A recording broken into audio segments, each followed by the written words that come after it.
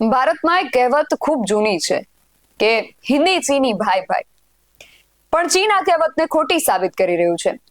ચીન દુશ્મન કા દુશ્મન દોસ્ત એ કહેવતને સાર્થક કરી રહ્યું છે. ભારત પાકિસ્તાન વચ્ચે જ્યારે તણાવની સ્થિતિ ઊભી છે ત્યારે ચીન આપણા પાડોશી દેશ પાકિસ્તાનને આપણી પડે પડની વિગતો પૂરી પાડી રહ્યું છે. પણ ચીન જ્યારે પાકિસ્તાન સાથે ઊભું છે ત્યારે સામે દુનિયાના લગભગ દેશો ભારતની પડખે ઊભા છે. ભારતના આક્રોશથી બચવા માટે વલખા મારતું પાકિસ્તાન શું કરી રહ્યું છે, બધી વાત કરીએ આજના અહેવાલમાં. જય હિન્દ. BSI TV ન્યૂઝ પર આપની સાથે હું છું નિધિ ગઢવી. વાયુ, જળ અને બાદ હવે થળ પર ભારતનું એક્શન જોવા મળી રહ્યું છે. સિંધુ જળ સંધિ રદ કરી જળ, પાકિસ્તાન માટે ભારતનું એર સ્પેસ બંધ કરી વાયુ અને હવે થળ એટલે કે ભૂમિ ભાગ પર ભારતના એક્શનથી પાકિસ્તાન દણધણી ઉઠ્યું છે અને બચવા માટે આમ તેમ વલખા મારી રહ્યું છે અને દુનિયાના દેશો પાસે મદદ માટે હાથ લંબાવી રહ્યું છે. પરંતુ પાકિસ્તાનનો બીકનો કટોરો હજુ પણ ખાલી જ છે. આપણે કહેતા હોઈએ છીએ કે હિન્દી ચીની ભાઈ ભાઈ, પણ હવે એવું લાગી રહ્યું છે કે પાકિસ્તાની ચીની ભાઈ ભાઈ, કારણ કે ચીન આતંકવાદને પોષતા પાકિસ્તાનને પોષી રહ્યું છે. જમ્મુ કાશ્મીરમાં થયેલા નરસંહાર પછી ભારત અને પાકિસ્તાનના સંબંધો ખરાબ થઈ ગયા છે. આ હુમલાના ગુનેગારો અને કાવતરાખોરો પાકિસ્તાનમાં બેઠા હોવાનું કહેવાય રહ્યું છે. આ દરમિયાન ભારત સરકારે સેનાની કાર્યવાહી કરવા માટે છૂટ આપી દીધી છે. ત્યારે ભારત તરફથી પાકિસ્તાન પર હુમલાનો ખતરો વધી ગયો છે. ભારતનું આક્રમક વલણ જોઈ પાકિસ્તાન ગભરાઈ જતા હવે ચીનના શરણે ગયું છે અને વળી ચીન આ પાકિસ્તાનની ઘણી મદદ પણ કરી રહ્યું છે. પાકિસ્તાન સાયબરથી લઈને સમુદ્ર સુધી દરેક રીતે સતત ભારત તરફથી હુમલાના ભય હેઠળ જીવી રહ્યું છે. દુનિયાના કેટલાય દેશો પાસે મદદનો હાથ લંબાવ્યા બાદ એક ચીન છે જે તેને સંપૂર્ણ સમર્થન આપી રહ્યું છે. ભારત પર નજર રાખવા અને લશ્કરી સંદેશા વ્યવહારને મજબૂત બનાવવા માટે પાકિસ્તાન ચીની સેટેલાઇટનો ઉપયોગ કરી રહ્યો હોવાનો દાવો કરવામાં આવી રહ્યો છે. એક રિપોર્ટમાં એવો દાવો કરવામાં આવ્યો છે કે આ ચીની સેટેલાઇટ ભારતની લશ્કરી પ્રવૃત્તિઓ પર નજર રાખવામાં અને પાકિસ્તાનની વ્યૂહાત્મક ક્ષમતાઓને વધારવામાં મદદ કરી રહ્યા છે. ઉલ્લેખનીય છે કે પાકિસ્તાન અને ચીન વચ્ચેના સંબંધો ખૂબ જ મજબૂત છે. દુનિયા તેને ઓલ વેધર ફ્રેન્ડશિપ કહે છે, પણ હું તેને દુશ્મન કા દુશ્મન દોસ્ત વાળી નીતિ તરીકે ઓળખું છું. અને કહેવાય છે કે જે પોતાના ન થયા એ બીજાના શું થાય. પાકિસ્તાનના કબજામાંથી આપણે બાંગ્લાદેશને છોડાવ્યું.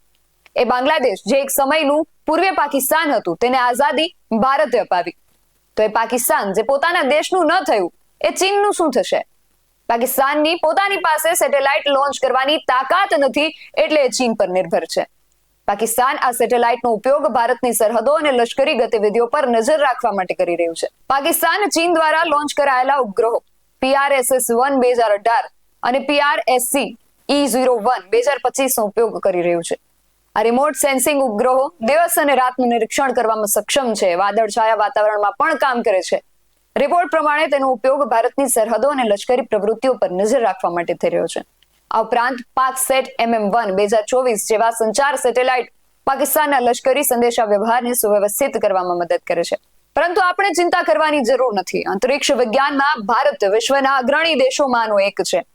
ભારત પાસે 43 થી વધુ સક્રિય સેટેલાઇટ છે, જેમાંથી કેટલાયનો લશ્કરી હેતુઓ માટે ઉપયોગ થઈ રહ્યો છે. જેમ કે રડાર ઇમેજિંગ સેટેલાઇટ RISAT જે બધી હવામાન પરિસ્થિતિઓમાં દેખરેખ રાખી શકે છે. અને ભારતે 2016 ની સર્જિકલ સ્ટ્રાઇકમાં પણ આ સેટેલાઇટનો ઉપયોગ કર્યો હતો. આ વખતે પણ પાકિસ્તાન આવી જ કોઈક સ્ટ્રાઇક કે આવા જ કોઈક પગલાના ભય હેઠળ જીવી રહ્યું છે અને આ ભયથી કે ભારતના કોઈ પણ આક્રમક પગલાથી બચવા પાકિસ્તાન કેટલાય વલખા મારી રહ્યું છે.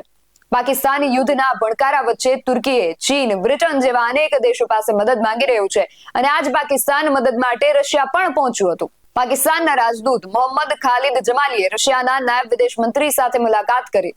તેમણે ભારત અને પાકિસ્તાન વચ્ચે ચાલી રહેલા તણાવ મુદ્દે વાતચીત કરી અને ભય વ્યક્ત કર્યો કે ભારત તેના પર હુમલો કરી શકે છે, માટે રશિયાને આ યુદ્ધ રોકવા અપીલ કરી હતી.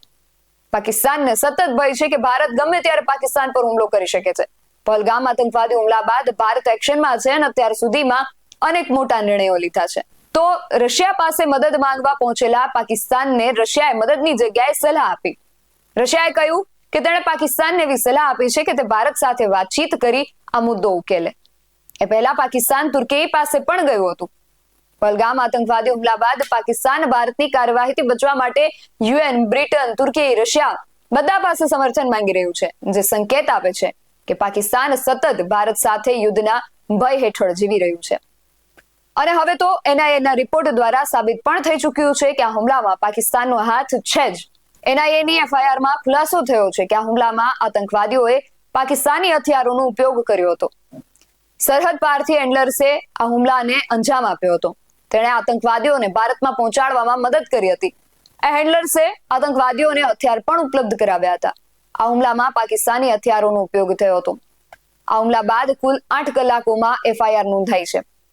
ભારતીય ન્યાય સંહિતા 2023 ની કલમ 103, 109, 61, 7, 27, 16, 18 અને 20 હેઠળ એફઆઈઆર નોંધવામાં આવી છે. એનઆઈએના ચીફ બેસારન ખીણ પહોંચી હુમલાની તપાસ કરી રહ્યા છે અને સ્થાનિકોના નિવેદનો પણ લઈ રહ્યા છે અને જે સંદિગ્ધો છે એમની પૂછપરછ પણ થઈ રહી છે.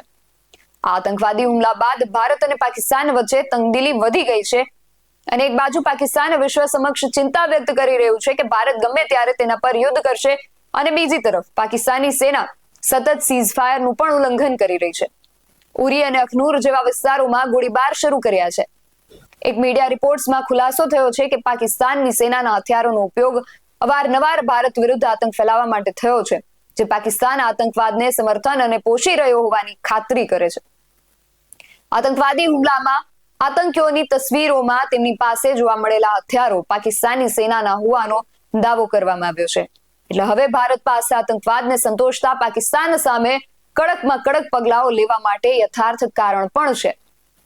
અમારા અહેવાલ હિન્દી ચીની ભાઈ ભાઈ સમર્થન માટે વલખા મારતા પાકિસ્તાન, ભારત દ્વારા લેવામાં આવી રહેલા પગલાઓ, બધા વિશે તમારું શું માનવું છે અમને કમેન્ટ કરીને ચોક્કસથી જણાવજો.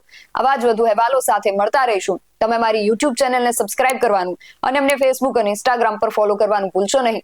બાકી નવી અપડેટ્સ માટે આપ જોતા રહો બેસાઇન ટીવી ન્યૂઝ. નમસ્કાર.